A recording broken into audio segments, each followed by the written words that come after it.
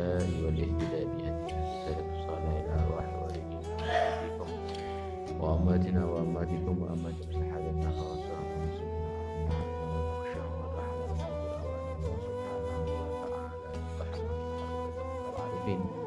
ويجعلهم علماء العالمين وأن الله سبحانه وتعالى يكتب الرسائل الموصولة ومعنه الأسلاف ومعنه الرجال الصالحون في مثل هذا نوينا وطلبنا وإلى حضرة النبي محمد صلى الله عليه وسلم الفاتحة.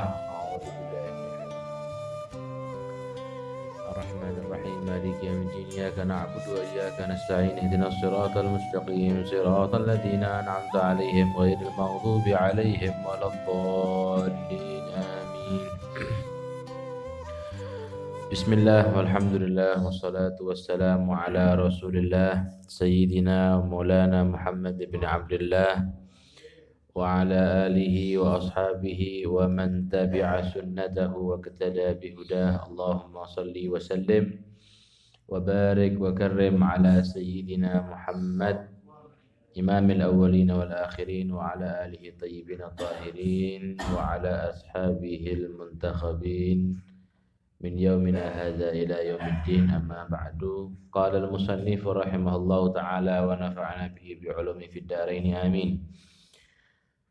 Faslun fi dzikri syai'in, fasal fi dzikri di dalam menyebutkan syai'in sesuatu, mimma daripada apa-apa, yatarattabu yang diakibatkan, alal maksiat atas perbuatan maksiat, minal khizyi daripada kejelekan, wadimari dan kerusakan, wal hawani dan kehinaan, wal bawari dan kecelakaan, fid dunya wal akhirah di dunia dan di akhirat. Qala Allah Ta'ala, berfirman Allah Subhanahu wa Ta'ala, innahu man ya'ti rabbahu mujriman fa inna lahu jahannama la yamutu fiha wa la yahya. Innahu sesungguhnya dia manusia, man ya'ti seseorang yang datang, rabbahu kepada Tuhannya, mujriman dalam keadaan berdosa, membawa dosa, fa inna lahu jahannam maka sesungguhnya bagi orang tersebut yang datang kepada Allah dengan membawa dosa, jahannam adalah neraka jahannam, la yamutu fiha wa la yahya yang dia tidak mati di dalam neraka itu, wa la yahya dan juga tidak hidup. Wa qala Allah Subhanahu wa Ta'ala juga berfirman, am hasibal ladzina ya'maluna sayyiati an yasbiquna sa'a ma yahkumun. Apakah orang-orang yang mengerjakan perbuatan jelek, ayyasbiquna mereka mengira akan luput daripada dosa, daripada azab kami, sa'a ma yahkumun alangkah jelek, alangkah buruk apa yang mereka hukumi, mereka sangka. Wa makna yusbikuna dan maknanya yusbikuna adalah yu'jizuna tidak mampu, wa yafutuna dan luput tadi itu. Wa qala ta'ala dan berfirman Allah Subhanahu wa Ta'ala, wa man ya'sillaha wa rasulahu faqad dhalla dhalalan mubina.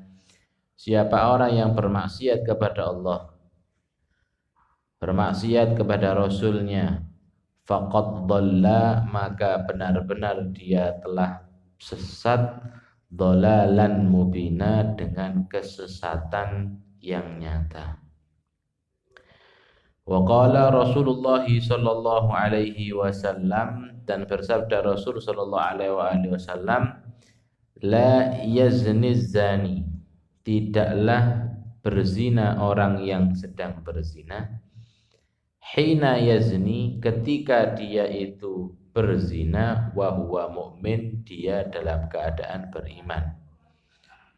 Wala yasrikus sarik dan tidak mencuri seorang pencuri, hina yasrik ketika dia mencuri, wa huwa mu'minun dan dia dalam keadaan beriman. wala yashrabul khamra, dan tidaklah meminum khamr, hina yashrabuha, ketika dia meminumnya, wa huwa mu'minun, dan dia dalam keadaan beriman.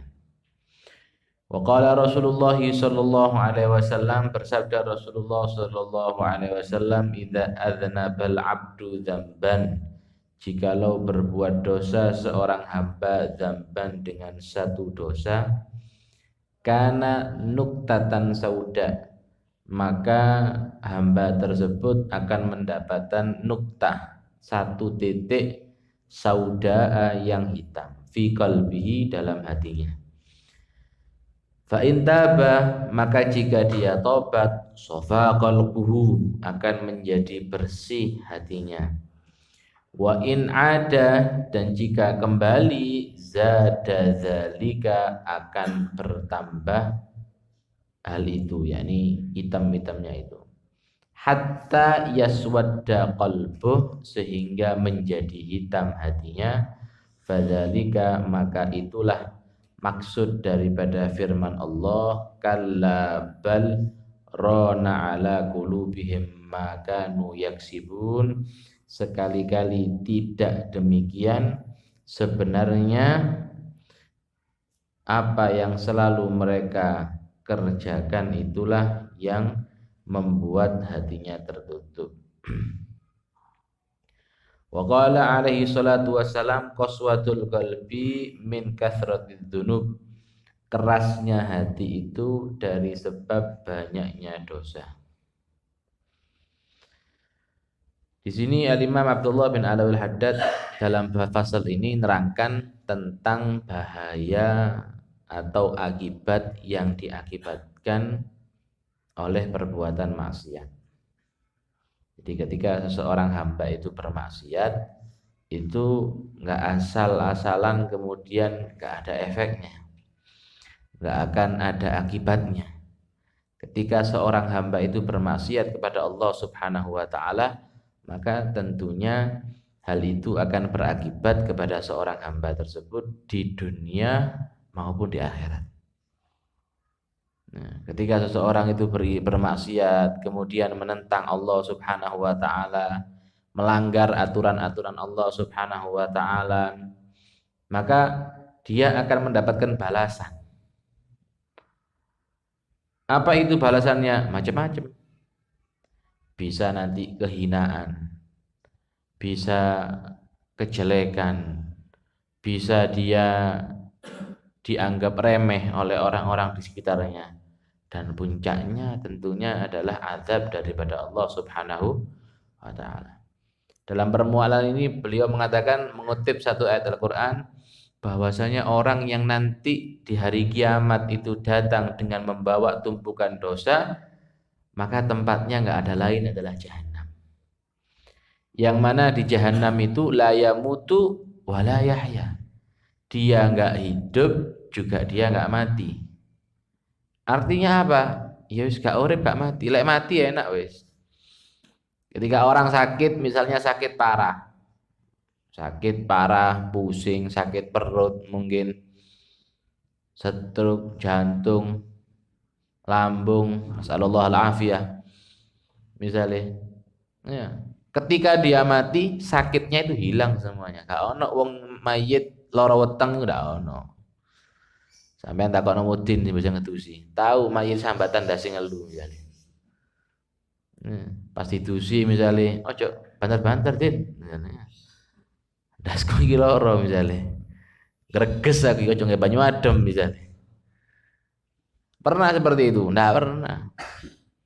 Kenapa? Selesai sudah penyakitnya. Dengan kematian beres. Terputus sudah, sakitnya terputus. Tapi orang ketika di jahanam, ketika dalam neraka Allah Subhanahu wa Ta'ala, la yamutu wa la yahya, enggak mati juga enggak hidup, siksanya terus menerus. A'udzubillahi min dzalik. Kemudian beliau mengutip ayat yang kedua, am hasibal ladzina ya'maluna sayyi'ati an yasbiquna, apakah orang-orang itu menyangka, jadi orang-orang itu, orang-orang kafir itu Nah, di antara mereka punya anggapan bahwasanya gak mungkin kita akan diazab sama Allah, itu tidak mungkin. Walaupun kita ini banyak maksiat, walaupun kita ini banyak dosa, ini menurut anggapan mereka. Ya, walaupun kita ini banyak bermaksiat, banyak berdosa, gak mungkin kita akan diazab sama Allah, itu tidak mungkin. Kalaupun kena azab, kita tidak kena, aman. Gang liane kena azab, gang kene ndak aman. Itu ada azab misalnya tsunami itu di Jepang, itu jenengnya tsunami. Bahasa Jepang, Indonesia ndak ono, ndak taunya datang ke Indonesia. Gempa itu jauh, gempa itu. Ya. Ndak mungkin kena kita, ndak mungkin. Ya. An yasbikuna, nggak mungkin akan mengenai kita, nggak mungkin itu. Walaupun kita banyak maksiat, nggak mungkin. Seperti kisahnya bagaimana kaumnya Nabi Allah Soleh alaihissalam. Kaumnya Nabi Allah Hud juga seperti itu, nantang kepada nabinya. Jadi diazab. Nah, juga umatnya Nabi Muhammad, mana katanya kamu cerita orang yang maksiat diazab? Mana azabnya, kok nggak ada azab? Kok tenang-tenang aja? Ya sekarang nggak diazab, nanti di akhirat double kan.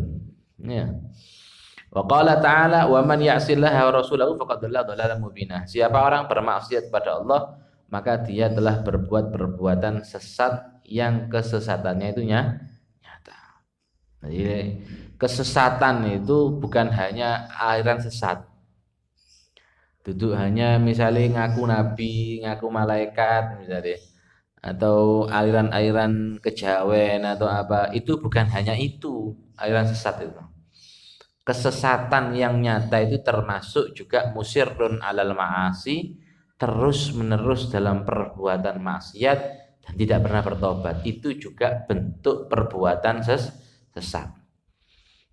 Jadi sesat itu duduk berarti sesat itu misalnya ikut sekte-sekte sing ndak kena. Wong ahli maksiat kalau dia tidak segera bertobat, itu hakikatnya juga dia orang yang tersesat. Bahkan di sini beliau mengutip sebuah hadis Rasulullah SAW bersabda, la yazni zani hina yazni wa mu'min. Tidaklah orang itu berzina ketika dia itu berzina, itu dia dalam keadaan beriman. Apa maksudnya? Ketika orang itu berzina, naudzubillah min dzalik, itu dia tidak dikatakan dia itu beriman. Tidak dikatakan dia itu beriman. Bukan berarti begini, ada pendapat yang lain. Jadi ono aliran yang lain yang mengatakan bahwasanya ketika seseorang bermaksiat kafir. Enggak. Kalau ahlu sunnah wal jamaah tidak mengatakan seperti itu. Wong maksiat itu enggak dikatakan kafir. Tapi ketika dia itu bermaksiat, maka keimanan dalam dirinya itu berkurang. Nah, maksud hadis ini adalah ketika orang itu berzina, maka ketika dia berzina, nurul iman, cahaya keimanan yang ada dalam dirinya itu berkurang atau hilang. Nah, la yasrik sarik, tidaklah mencuri seorang mencuri pas dia mencuri. Ya, ketika dia mencuri itu nurul iman, cahaya keimanan enggak ada. Imannya kurang. Ketika orang itu minum khamr, minuman keras, narkoba misalnya, ketika dia mabuk, ya sakau. Nah, ketika itu dia tidak dikatakan orang yang beriman. Kenapa? Karena nanti ada keterangan juga bahwasanya orang itu kalau dia itu beriman kepada Allah, jadi urusannya iman itu yazidu wa yanqus, bisa naik bisa turun. Ketika orang itu beriman kepada Allah, iman itu artinya apa sih? Yakin kepada Allah, percaya dengan keberadaannya Allah, percaya dengan adanya surga dan neraka, percaya dengan adanya balasan daripada Allah. Itu namanya iman. Ketika orang itu bermaksiat, kemudian dia ketika maksiat dia sadar bahwasanya itu dia dilihat sama Allah Subhanahu wa taala, maka mestinya orang ini enggak akan bermaksiat. Tapi kan orang berani maksiat, berani melanggar karena dia lupa bahwasanya ketika itu dia dilihat sama Allah Subhanahu wa taala. Orang itu berani mencuri, berani berzina, berani minum khamr karena dia mungkin dalam keadaan ghaflah, lupa bahwasanya dia itu selalu yuraqib, selalu diawasi oleh Allah Subhanahu wa taala sehingga dia berani untuk maksiat. Nah, keadaan orang itu lupa, lek wong iku lali bahwasanya dia itu dilihat sama Allah Subhanahu wa taala, itu maksud daripada imannya berkurang. Gak beriman berarti orang ini. Kenapa? Berani maksiat seakan-akan dia itu nggak dilihat sama Allah Subhanahu wa taala. Sama kayak orang misalnya naik kendaraan bermotor, naik sepeda motor, naik mobil misalnya, jalan tengah malam misalnya, nggak pakai helm, lampu merah diterobos, goncengan telu misalnya. Berani, kenapa? Dia merasa yakin bahwasanya tidak ada polisi yang melihat. Ya, walaupun sekarang sudah ada tilang elektronik. Ya, hati-hati masih bengi-bengi sampean kena iku. Masih tengah wengi lewat pangsut kena iku. Ya, kenapa? Karena dia meyakini gak kira ono polisi ya ini. Nah, orang bermaksiat juga sama. Ketika dia maksiat seakan-akan dia itu menganggap gak mungkin aku yang dilihat sama Allah Subhanahu wa taala. Nah, itu makanya bahaya. Orang maksiat itu bahaya. Wa qala Rasulullah SAW juga bersabda, ketika orang itu berbuat dosa, maka dalam hatinya ada nuktah sauda, titik hitam. Jadi setiap dia berbuat dosa, dosa besarkah itu ataupun dosa kecil? Dosa besar titik satu, dosa kecil ya titik rada cilik. Ya, lek dosa gede nggak stabilu. Rada gede. Ya, agak besar berarti. Kalau dia tobat setelah berbuat dosa, tobat, astagfirullah. Kok bisa saya berbuat seperti itu ya Allah? Kok bisa saya kejerumus dengan maksiat itu ya Allah? Tobat kemudian sofa qalbuh. Langsung hatinya menjadi bersih. Tapi kalau tidak tobat atau sudah tobat balik lagi, kembali lagi, gimana? Ya hitamnya itu tetap nggak dihapus. Tambah dosa lagi, tambah hitam lagi. Tambah dosa maneng, tulis maneng. Ibarat ono piring atau kertas, berbuat dosa, titik satu. Dosa lagi, titik satu lagi. Dosa lagi, titik lagi, titik. Sampai penuh dengan tinta itu kertas. Sampai hatinya penuh dengan titik hitam. Gimana akhirnya? Akhirnya kalau sudah penuh dengan titik hitam, cahayanya Allah Subhanahu wa taala sulit untuk masuk. Ini yang dikatakan dengan qasawatul qulub atau hati yang mengeras. Watos saat ini. Wong lek kebon maksiat gak tobat-tobat, atos saat ini. Keras hatinya. Gimana tandanya hati keras itu? Tandanya hati keras diantaranya dikasih nasihat gak mempan. Dikasih nasihat bantah gak mempan. Nah ini tandanya hati itu keras. Na'udzubillah min dzalik. Hati atos. Kalau sudah hati itu keras, tidak mempan dengan nasihat, jangankan kita. Ya, jangankan kita, hatta misalnya yang nasihati wali min auliyaillah, yang nasihati orang soleh, kalau perlu kutub yang nasihati, nggak akan manfaat, nggak akan masuk cahayanya Allah Subhanahu wa taala. Qaswatul qalbi min kathratidzunub, dzunub. Hati yang keras itu karena kebanyakan dosa. Hati yang keras itu karena kebanyakan dosa. Saya kok jarang nangis ya kalau berdoa pada Allah.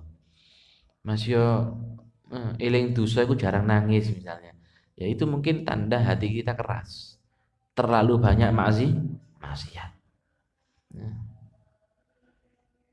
Wa qala sallallahu alaihi wa alihi wasallam, bersabda Rasul sallallahu alaihi wasallam, innal abda la yuhramar rizqa bidzambi yusibuh.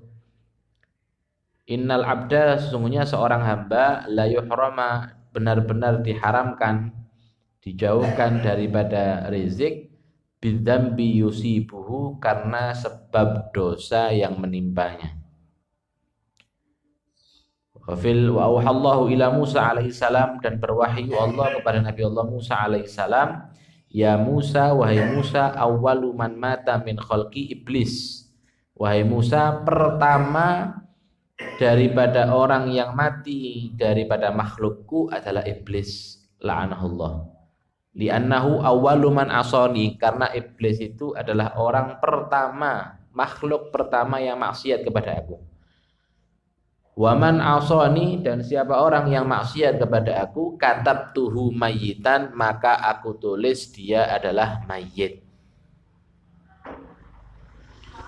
Jadi kadang-kadang orang itu rizkinya seret, rizkine mampet, rezekine rodok repot, itu kadang-kadang atau kebanyakan karena sebab dosa yang dia berbuat. Rezeki itu saya pernah terangkan, nggak harus berupa uang, kadang kesehatan, kadang juga hidayah, taufik untuk hadir di majelis ilmu misalnya, itu rezeki daripada Allah Subhanahu wa taala. Loh, kok aku saiki jarang ya hadir ya? Kok sekarang saya ini sulit ya sholat berjamaah ya? Ya mungkin gara-garanya dosa. Bahkan di antara mereka itu seperti Abdullah bin Abbas itu pernah mengatakan, aku ini tahu, aku bisa tahu bahwasanya aku berbuat dosa dari muamalahnya pembantu ataupun hewanku. Jadi kudanya, kalau kuda atau mungkin keledainya iku rada gak nurut, nah, ini berarti saya pernah berbuat dosa. Saking gak tahu nih nggak itu so. Di zaman sekarang misalnya motornya kok gampang mogok ya misalnya. Padahal wis balik-balik servis rutin, uli wis ganti misalnya sepeda motor misalnya ya, oh iki wis tak cek kabeh, kok balik-balik mogok-mogok ae misalnya. Apa? Jangan-jangan ini gara-gara dosa ini. Cuman kita nggak pernah sadar. Cuman kita nggak pernah sadar. Nah, jadi pasti ada efeknya. Bahkan dikatakan, wahai Musa, orang yang mati pertama itu adalah iblis. Kenapa? Pertama makhluk Allah yang maksiat sama Allah itu iblis. Pernah Nabi Musa itu setelah lari dari kejarannya Fir'aun, selamat dari kejarannya Fir'aun, Nabi Musa itu kan keliling untuk menuju ke Palestina. Nah, menuju ke Baitul Maqdis. Oh, sekeliling dengan rombongannya, ada riwayat mengatakan sampai 120.000. Jadi Bani Israel yang dibawa sama Nabi Musa itu sampai 120.000. Wah, oke. Ketika sampai di satu daerah begitu, berhenti lama, karena lama. Oh ya, rombongan ya akeh. Ya rombongan didik ngono ngaturi gampang, rombongan tambah akeh tambah ruwet. Ya, sing biasa ngatur rombongan paham iki. Sak bis enak, petang bis, waduh. Sing mangane, sing kok siji njauk nguyu, siji mudhun, ruwet. Ya, ruwet iki 120 ya, rombongan. Nah, tengah waktu Nabi Musa ini butuh air. Ya, butuh air, pas nggak ada air. Akhirnya minta kepada Allah Subhanahu wa taala. Istisqa. Minta hujan, doa kepada Allah Subhanahu wa taala. Biasanya Nabi Musa ini kan julukannya Kalimullah, orang atau nabi yang bisa langsung berbicara dengan Allah Subhanahu wa taala. Makanya Nabi Musa dijuluki Musa Kalimullah. Iso langsung ngomong sama Allah Subhanahu wa taala. Ketika beliau berdoa kepada Allah, gak udan. Duh, kok tungaren iki? Gak titis iki. Ya, meneh. Besoknya Nabi Musa doa lagi. Ndak hujan lagi. Loh, kok tumben ini? Ya, saya doa 2 kali kok ndak hujan. Doa ketika Nabi Musa ngomong, ya Rabb, ya Allah, jangan engkau permalukan aku di hadapan Bani Israel. Ya, ojo sini-sini, Nabi awak ini.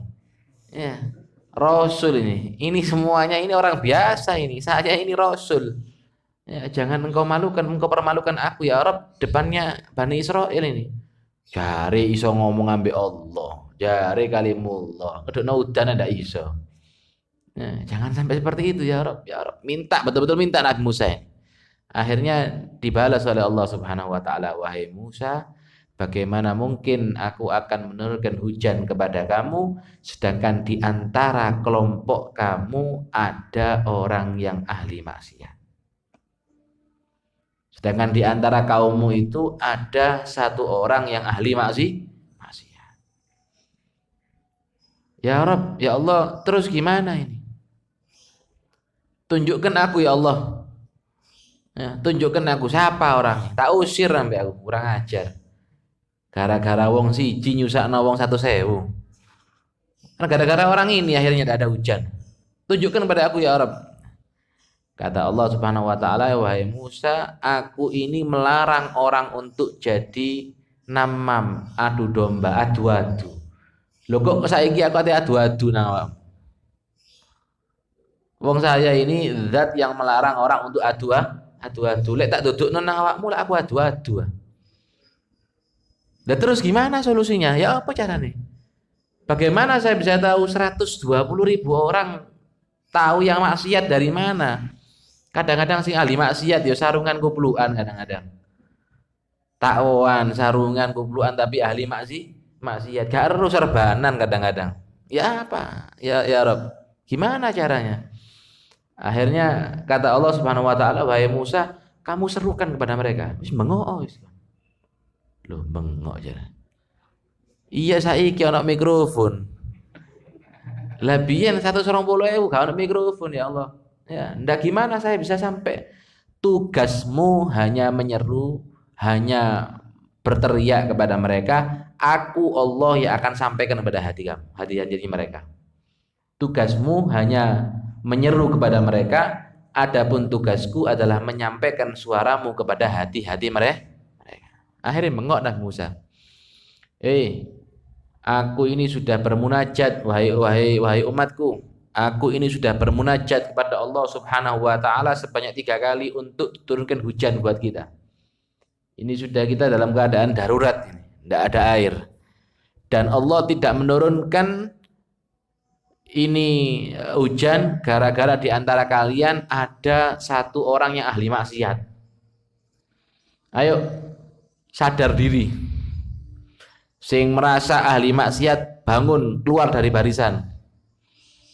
Ya, keluar dari barisan, jangan ada di barisan sini, keluar, minggir. Nah, orang yang ahli maksiat itu sadar, iya aku ini dimaksud. Ya, yang dimaksud ini ketepaan rada kena, ya sadar. Soalnya kadang akeh mau ahli maksiat itu ndak sadar kalau dia itu maksiat. Dipikir dia gak apa-apa, aku ini alhamdulillah, insyaallah ketutup sembayangku, ketutup jamaahku. Kadang-kadang tidak sadar, ini orang sadar, ya Allah, ini saya ini yang dimaksud ini. Cuman kalau saya berdiri sekarang ya Allah, dideloki wong sakmene akeh ya isin aku.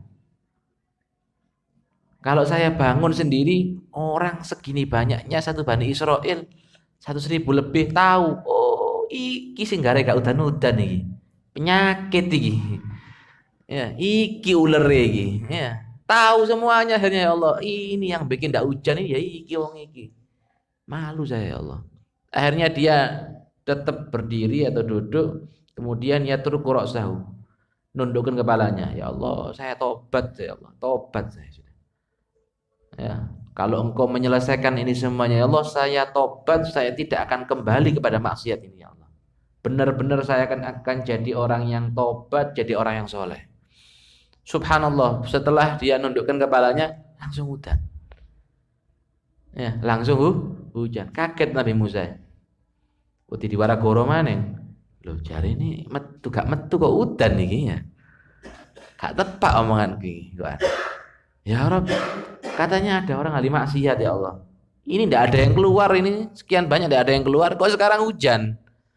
Kata Allah Subhanahu wa taala, wahai Musa, ya orang tadi itu sudah iktiraf, dia sudah sadar bahwasanya dia itu adalah orang ahli maksiat dan dia sudah bertobat kepada aku dan berjanji untuk tidak mengulangi maksiatnya. Kemudian aku ampuni dosa-dosanya dan aku turunkan rahmat kepada kalian semuanya. Ya Allah, tunjukkan kepada aku mana orang itu, orang soleh itu yang sekarang jadi orang soleh. Mana itu orang itu ya Allah? Wahai Musa, aku telah menutupi aib orang tersebut ketika dia berdosa. Bagaimana mungkin sekarang dia sudah tobat mau aku buka aibnya? Wong biyen zamane sik maksiat ae gak tak dudukno kok nang awakmu. Kamu kan minta wahai Musa, mana orangnya ya Rabb? Aku tunjukkan kok. Apalagi sekarang dia sudah bertobat, nggak mungkin akan aku tunjukkan orangnya. Ngene, dosa itu pasti ya, menghalangi rezeki daripada Allah, pasti menghalangi rahmat daripada Allah Subhanahu wa taala kepada kita. Ya, dan itu nyata. Ya, dan itu nyata. Nasallallahu al-afiyah. Wa qala Sa'id bin al-Musayyib, berkata Sa'id bin al-Musayyib rahimahullah, ma akramatil ibadu anfusaha bimithli ta'atillah. Tidaklah memuliakan seorang hamba dirinya sendiri seperti taat kepada Allah Subhanahu wa taala. Wala ahanatuha bimithli ma'siyatillah, dan tidaklah dia menghinakan dirinya sendiri semisal maksiat kepada Allah Subhanahu wa taala. Tidak ada perbuatan yang memuliakan diri sendiri lebih daripada perbuatan taat. Lek sampean kepingin ngajeni awake dhewe, jare wong Jawa, lek kepingin awake aji, dihormati sama orang, taat sama Allah. Tapi tidak ada perbuatan juga sebaliknya yang lebih menghinakan, sing lebih ngisin-ngisini daripada perbuatan maksiat. Wa kafal mu'min min nasrillah an yara aduwahu ya'mal bi maksiatillah, dan cukup bagi orang mukmin daripada pertolongan Allah Subhanahu wa taala dia melihat musuh-musuhnya beramal dengan maksiat. Jadi kalau kita orang mukmin, lu kenapa itu orang Amerika, orang Israel yang memerangi orang Islam, kok dia tetap dalam nikmat? Kok sugi-sugi sih ya Rabb? Cukup kamu itu merasa menang ketika dia tetap dalam keadaan maksiat. Musuh kita, ya, artinya musuh orang kafir ini ya. Orang kafir kok ahli maksiat, itu sudah kemenangan buat kita. Kenapa? Balasan itu bukan di dunia, nanti di akhirat. Jadi walaupun kita kelihatan mereka senang, tapi kalau selama mereka maksiat, kita menang. Kenapa? Nanti di hari kiamat pasti dia mendapatkan balasan daripada Allah Subhanahu wa taala. Wa qala Muhammad bin Wasi', dan berkata Muhammad bin Wasi', adz-dzambu 'ala dzambi yumitul qalba. Dosa di atas dosa bisa matikan hati. Dosa durung tobat tambahi dosa maneh. Belum tobat tambahi dosa lagi. Belum tobat tambahi dosa lagi. Ini bisa matikan hati. Nah, ini yang bisa mematikan hati. Terus solusinya gimana? Lah ini, Allah jadikan sholat 5 waktu. As-salatu ila sholati, wal jumu'ah ila jumu'ah, wal ramadhan ila ramadhan, mukaffiratun lima bainahuma idza jtunibatil kabair. Antara sholat ke sholat, antara zuhur nang asar, antara asar ke maghrib, antara maghrib ke isya, itu bisa menghapuskan dosa di antara keduanya. Karena setelah sholat baca istighfar, astagfirullah, astagfirullah, astagfirullah, ditemani. Ojo istighfar tangan atau lisan toh enggak, tapi benar-benar dalam hatinya, astagfirullah, saya minta ampun sama Allah, barangkali mangsuri aku maksiat ketika maghrib misalnya. Ketika subuh juga seperti itu, astagfirullah, barangkali mambengi aku jagongan ngerasani wong malam tahun baru misalnya. Ya, maksiat, ketika maksiat minta ampun kepada Allah Subhanahu wa taala, astagfirullah, astagfirullah. Sehingga gak sampai dosa iku numpuk dosa lu iku senggare mati-mati. Itu yang membuat hati seseorang itu mati. Wa qala ba'du salaf, berkata sebagian salaf, in kunta ta'sillaha wa anta tara aya annahu yaraka fa anta mustahinun binadrillah. Jika kamu bermaksiat kepada Allah dan kamu menyangka atau kamu berpendapat bahwasanya Allah melihat kamu, maka kamu hakikatnya adalah menghinakan dengan pandangan Allah. Kalau kamu, saya ini ketika maksiat yakin Allah melihat saya. Ya, jadi ketika kita maksiat, ketika misalnya ada orang minum khamr, yakin dia pas minum ini Allah melihat dia. Ini berarti orang menghinakan Allah. Kenapa? Dilihat sama Allah, kok dia bermaksiat. Sama di depannya penegak hukum, misalnya polisi atau tentara, kok dia melanggar misalnya. Ya apa? Penghinaan kepada aparat. Di depan Allah Subhanahu wa taala kita yakin bahwasanya kita dilihat sama Allah Subhanahu wa taala, kok kita berani-berani maksiat. Ini menghinakan Allah. Kalau mengatakan saya ketika bermaksiat saya yakin gak dilihat sama Allah, fahadha kufur berarti. Ini yang dimaksud tadi bahwasanya orang yang ketika minum khamr itu imannya kurang. Ketika dia berzina, dia nggak dianggap orang beriman.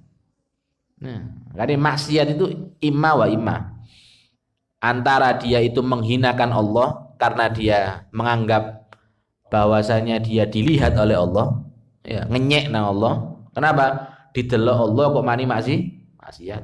Atau yang kedua, naudzubillah, dia kufur karena dia meyakini tidak dilihat sama Allah Subhanahu.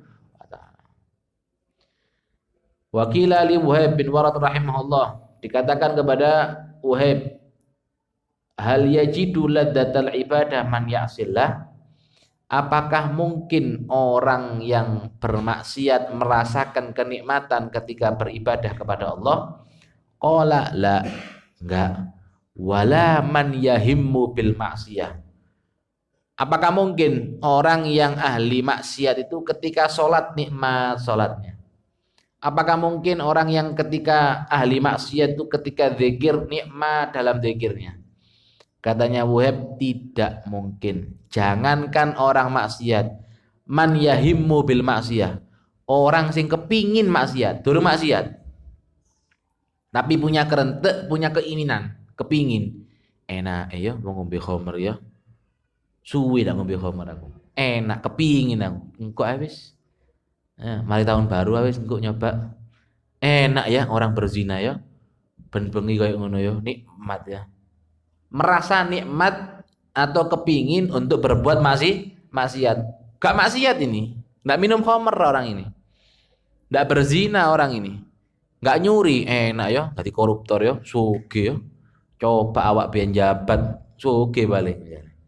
Kepingin berbuat maksiat. Orang seperti ini tidak akan merasakan kelezatan dalam ibadah. Zikire gak kira nikmat. Salatnya tidak mungkin nikmat. Nah, jangankan orang maksiat, kepingin maksiat aja. Enak ya seperti ini ya. Coba aku seperti itu. Ini orang seperti ini tidak akan merasakan nikmat dalam ibadah. Wa kana salafus saleh, dan ada salafus saleh yaqulun al ma'asi baridul kufur. Maksiat itu adalah surat kekufuran, ay rasulahu, utusan daripada kekufuran. Nah, artinya pengantar seseorang untuk berbuat kufur. Wa 'alal jumlati, kesimpulannya, fa'alamatus sukuti min ainillah, maka tanda-tanda kejatuhan di pandangannya Allah. Wal kaunu fi maqdillah, dan adanya dia dalam murka Allah adalah al-amalu bi maksiatillah, dia beramal dengan maksiat kepada Allah.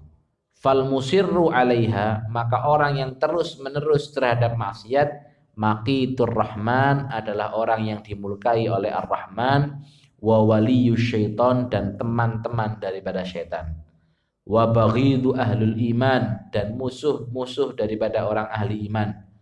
Fa iyyaka ya akhi, maka hendaknya engkau wahai saudaraku, hendaknya engkau berpaling daripada murka Allah dan siksa Allah, birtika bi maksiyatih, dengan berbuat maksiat, menjauhi perbuatan maksiat.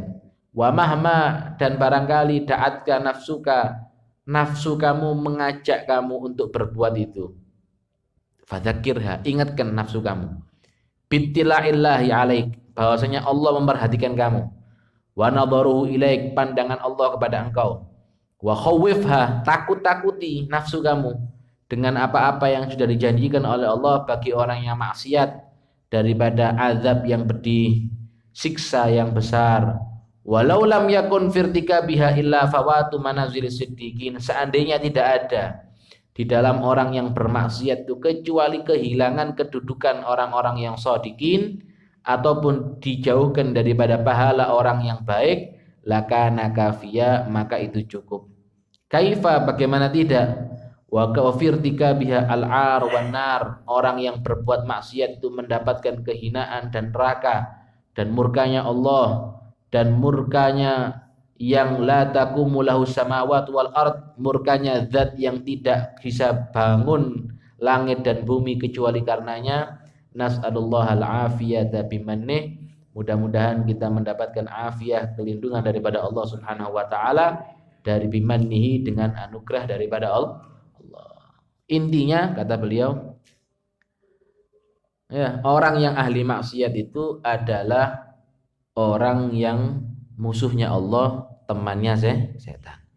Kalau sudah tahu seperti itu, ketika kita mau maksiat, nafsu kita mengajak kita untuk maksiat misalnya, ingatkan, kau didelok lu ambil Allah. Kita ini selalu diperhatikan loh sama Allah Subhanahu wa taala. Kamu kalau maksiat balasannya seperti ini loh. Kalau kamu maksiat tidak dapat kedudukan yang tinggi di sisi Allah Subhanahu wa taala. Ingatkan seperti itu. Ya, supaya kita ini menjadi sadar. Pernah ada satu orang datang kepada Ibrahim bin Adham. Ya, Ibrahim bin Adham ini tabi'ut tabi'in. Ya, orang soleh, sufi. Datang kepada Ibrahim bin Adham, kemudian pemuda ini ngomong, wahai Ibrahim, saya ini seorang pemuda yang suka maksiat. Ya, ada ndak jalan dalam syariat? Saiki ono khelae ndak? Aku supaya maksiat tapi ndak apa-apa. Ono dalane ndak? Masih aku maksiat tapi ndak apa-apa. Berarti mulai biyen ulama iki digoleki khelae. Ono ndak carane mbo ya apa ta, maca istighfar ping pira ta misale. Salat tobat ya apa, masih maksiat ndak apa? Ndak apa-apa. Kata Ibrahim gini, kamu mau maksiat? Iya. Kamu boleh maksiat tapi ada 5 hal. Le iso 5 hal ikon lakoni, bebas kon. Maksiat sak karepmu ndak apa-apa. Temenan ta? Iya temenan. Oh iya ya apa carane? Bebas iki, bebas kon kate maksiat, ya apa carane bebas. Apa yang pertama? Yang pertama, kalau kamu mau maksiat, jangan kamu maksiat di atas buminya Allah. Iso? Ya iso. Sampai ini ono-ono ae. Ya, mosok dikon maksiat di Mars. Masih Mars ya bumi Allah. Mosok kate maksiat nang bulan, masih ya bulan ya kuteke Allah. Gak mungkin. Loh, mosok kan ndak izin bumi-bumine Allah kon gawe maksiat. Sing kedua, kalau kamu mau maksiat boleh, tapi jangan sampai dilihat sama Allah Subhanahu wa taala. Tuh ketepaan iki arek nom iki santri. Ya apa sampean iki? Wong semut ae yang hitam dalam kegelapan itu bisa dilihat sama Allah Subhanahu wa taala. Apa maneh aku sak gedeng ini? Ya jelas dilihat, gak mungkin iki. Loh awakmu wis seru, kamu sudah tahu bahwasanya kamu dilihat sama Allah kok berani maksiat. Sing ketiga. Barangkali yang ketiga iso iki. Yang ketiga ini, kamu boleh maksiat tapi kamu jangan makan dari rezekinya Allah. Jangan kamu minum daripada rezeki Allah. Tambah gak mungkin ini. Sekarang kita yang punya apa wahai Imam? Makanan, udara, air, semua milik Allah. Loh, kamu sudah tahu seperti itu, kok kamu berani maksiat kepada Allah Subhanahu wa taala? Lemes dan ini. Yang keempat apa? Yang keempat, kamu boleh maksiat tapi le Israel teko mendayo nang omamu tahanan. Sik engko ae. Ya, aku sik maksiat. Ku tau sik engko meneh ae sik repot aku. Ya. Tahun baru mari ini. Piala Dunia mari ini. Sik engko ae. Iso kon tunda seperti itu. Ndak apa-apa, ya ndak mungkin. Ya, idza jaa ajaluhum la yastakhiruna sa'atan wala yastaqdimun. Kalau sudah datang ajalnya ndak bisa diundur sedikit pun. Ya ndak mungkin tambahan itu. Ya wis yang kelima. Apa yang kelima? Kalau kamu boleh maksiat tapi kamu harus bisa memastikan seandainya nanti kamu mau diazab sama malaikat Zabaniyah, kamu bisa nunda, ojo diazab aku. Iso kon nego malaikate. Ya.